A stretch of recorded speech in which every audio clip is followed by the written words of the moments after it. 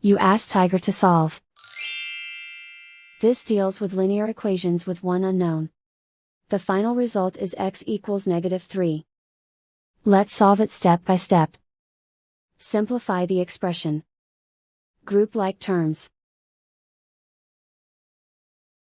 Combine like terms.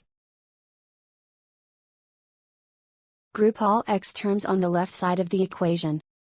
Add 8x to both sides. Group like terms. Simplify the arithmetic. Group like terms. Simplify the arithmetic.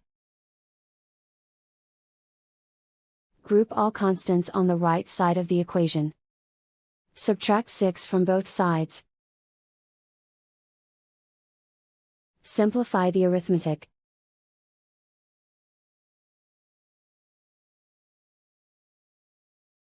Isolate the x. Divide both sides by 7.